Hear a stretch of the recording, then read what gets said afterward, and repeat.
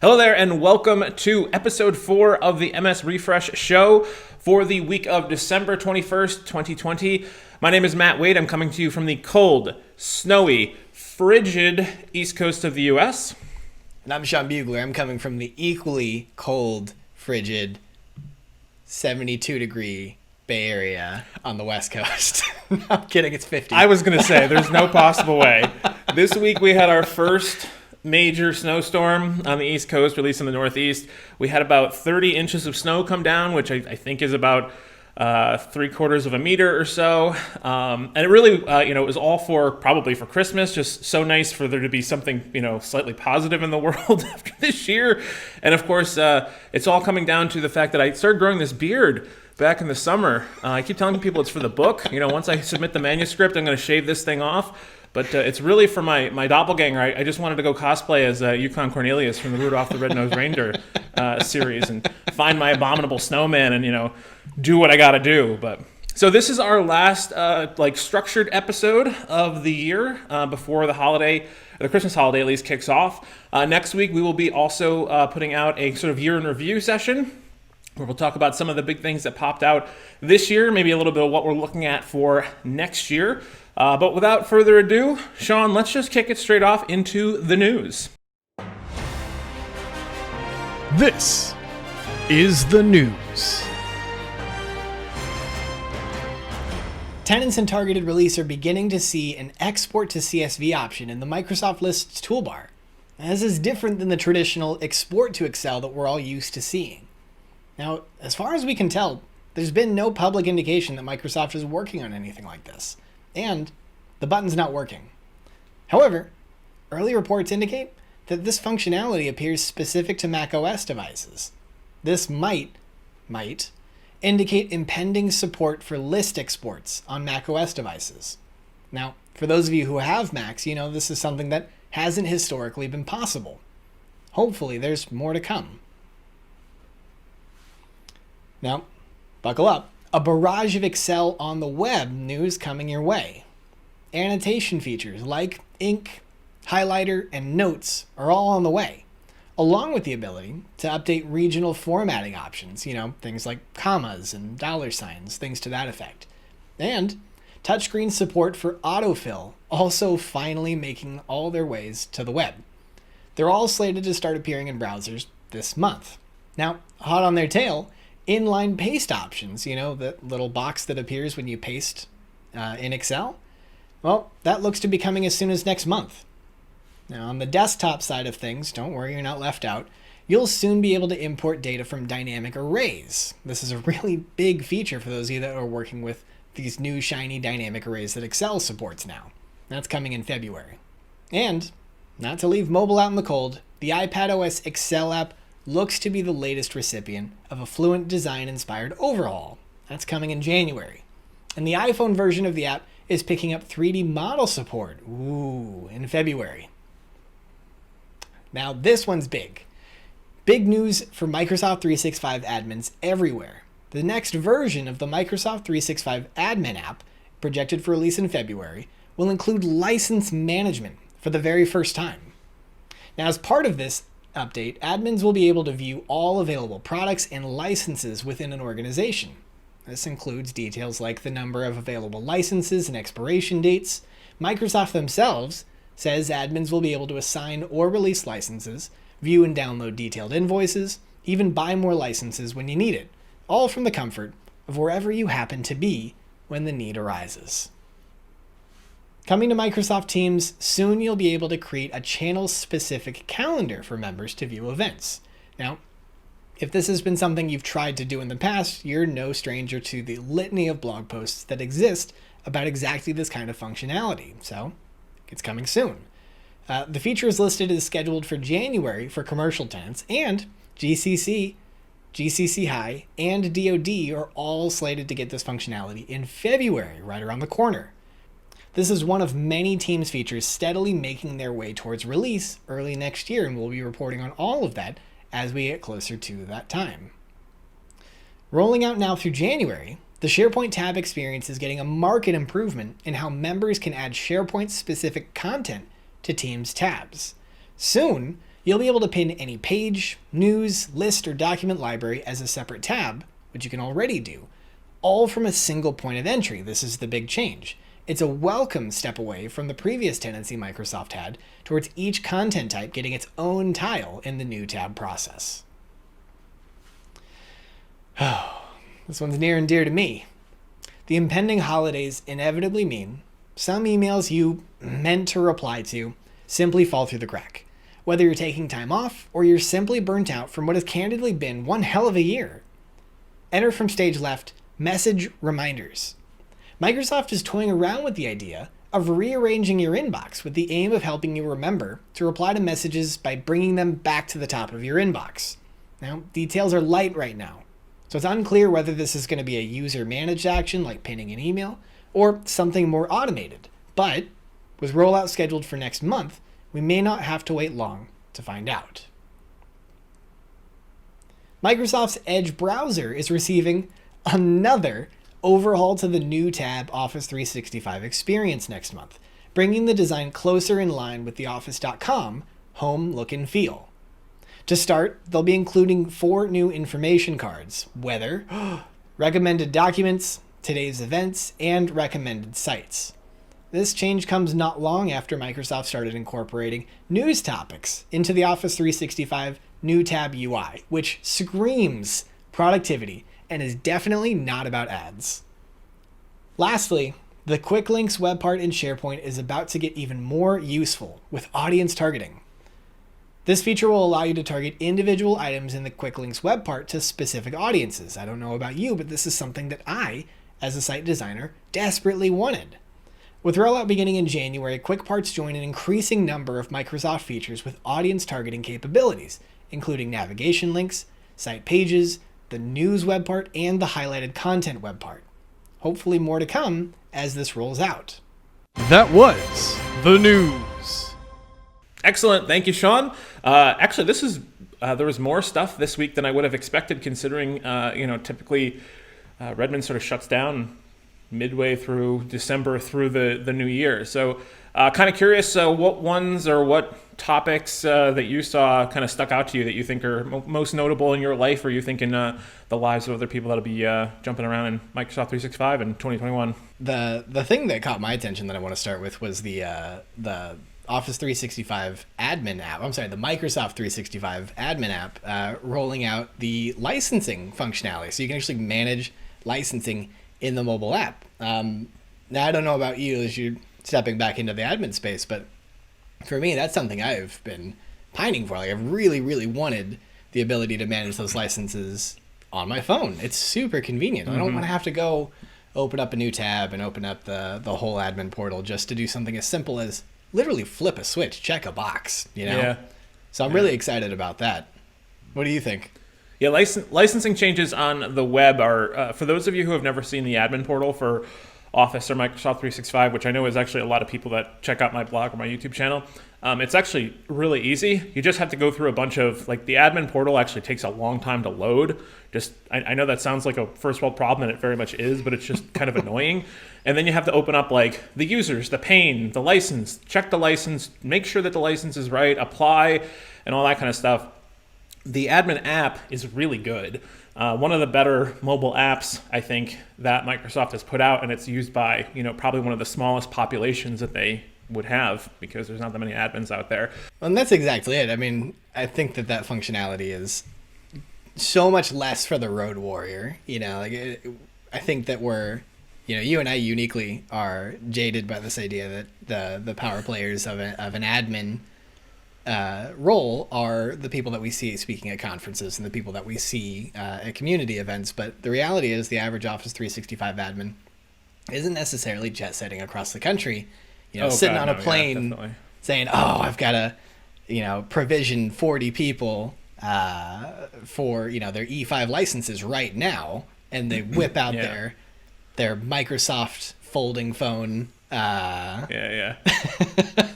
And they, check a couple of boxes and they're all provisioned. No, this is me 10 feet away from my computer on a couch, right, realizing that somebody needed Visio and, just kind of... Or when the world gets more normal, you're out on a Friday evening with some friends and, waiting for the next round of drinks to show up, and you get an email and, an urgent email from Executive X saying that Executive Y needs access to that Visio or that project file, and they don't have the license, and oh, boom, you can have that done in like 3 seconds and not have to be like, ooh, where can I borrow a laptop? Or don't tell anybody that I brought my laptop to the bar with me, like that kind of thing.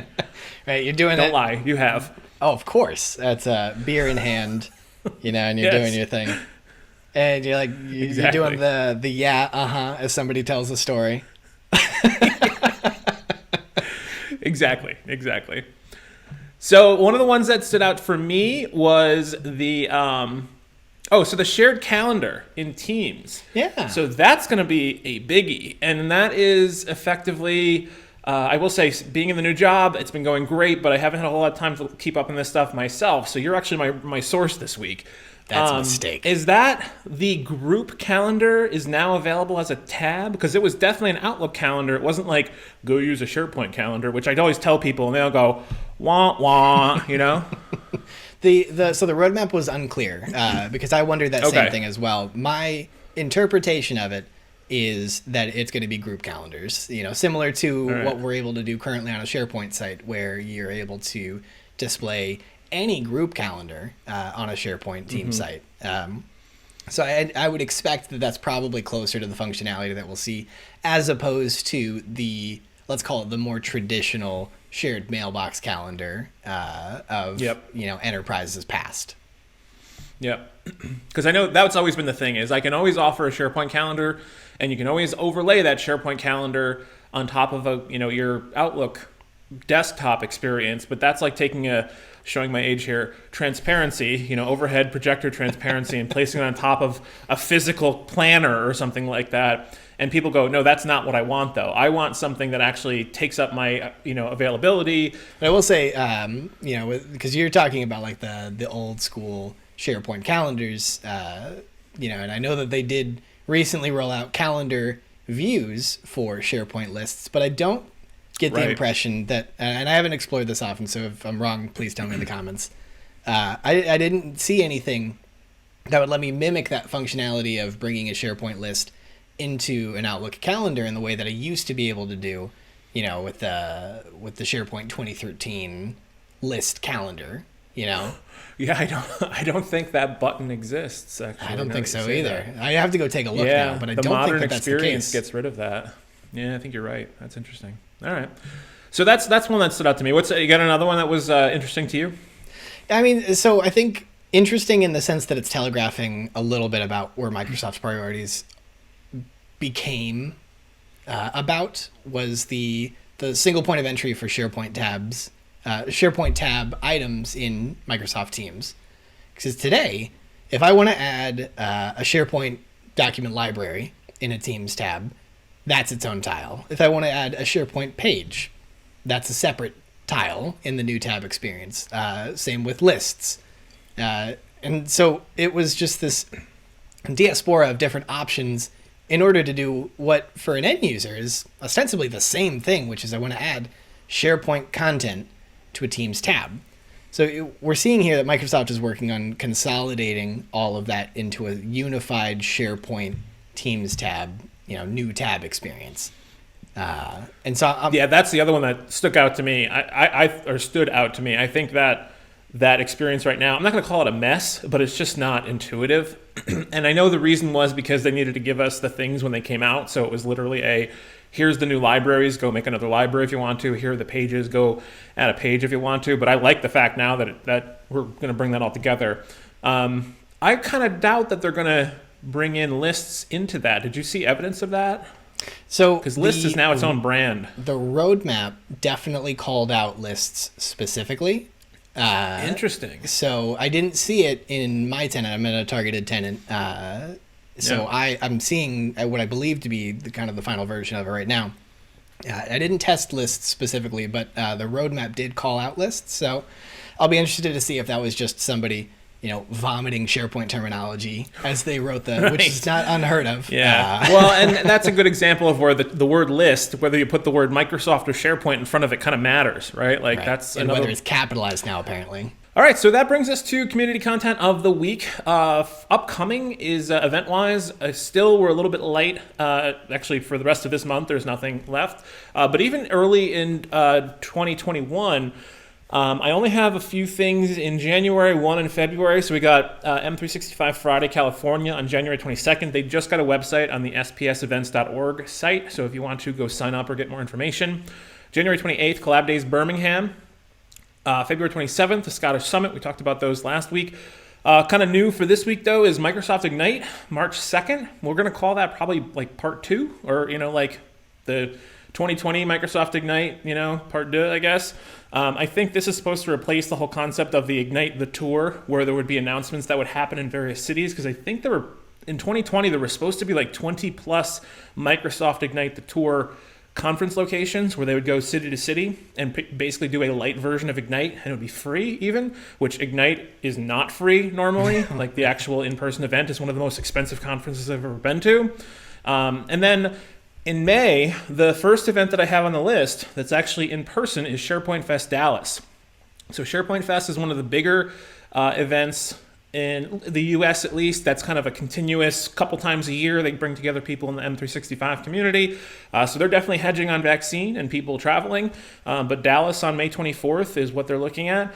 I've also seen some announcements recently. The M365 Collaboration Conference, formerly the SharePoint Conference, rebranded, just announced this week that they have new dates for a conference in June in Florida. Again, hedging on that vaccine, especially given some of the numbers in Florida. And then in December in Las Vegas, which is where the event was supposed to be in general. And of course, the link at the bottom of the screen will get you the full list, including other ones that will happen after May.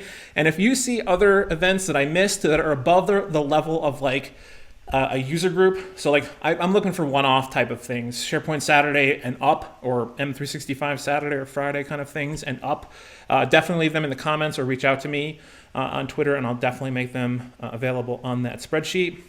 But we're getting now, Sean, to the point where these conferences are starting to put these things not online any longer. I know the European Collab Conference is going to be in Wiesbaden in Germany later in 2021, so things are starting to look up, I think, which is kind of nice to see based on the 2020 that we've all had. It's a bold move, Cotton. We'll see how it works out. Exactly. All right, so that brings us to the community member of the week. This week is going to be somebody who I have a just such a respect for. Her name is Joanne Klein. And if you don't know who she is, you probably don't touch the security and compliance side of M365. I would like to call her the Queen of Compliance, although it would be a close tie with Erica Telly, who we'll definitely be including at some point in the future. But if you are ever looking for information on Microsoft information protection, DLP, data loss prevention, security labels, retention, pretty much anything to do with security within the M365 or Office 365 world, Joanne Klein is one of the best people to follow. She has one of the most useful blogs because basically as she learns something when she's working with a client, she just goes forward and starts blogging about it. And that's really her core medium is her blog, and you'll find her on Twitter as well. She's also great to interact with at conferences, just really fun. But her knowledge and her sharing of her knowledge is one of the most valuable aspects I've seen in the entire enterprise security and compliance realm. She knows so much and she shares so much. And I can tell you she's pulled me out of some holes in the ground that I've dug for myself with a couple clients here and there, because she's just made it so simple to go over not just what some of this stuff does or what license you need, because sometimes the licensing is the most difficult aspect of it, but really the value in a lot of these tools is how best can you use this to do what you want to do, as opposed to here's what it does, right? Those are two very different things. So I just want to say thank you very much to Joanne Klein personally for always helping me whenever I need a little bit of support. And for everybody else, absolutely go follow her on Twitter and check out her website, because she has some of the best resources out there, and you will definitely not regret checking that out. All right. So that brings us to the end of the final episode or normal episode of the year. Sean, anything else from you?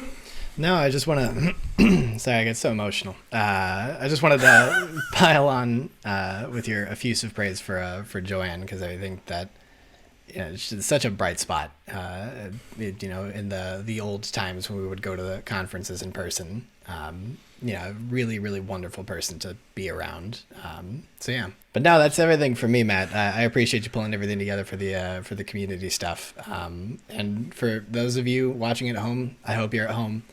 A like and a subscribe is much appreciated. And check in with us next week as we talk about, as Matt said, the year in review in the world of Microsoft. I think it'll be a good time. Licensing is sort of you can just tap and say, give this person Power Automate, or hey, remove that person's, I don't know, Visio. they've been really bad. We're going to take away their Teams license or their calling license. Don't threaten me with a good time.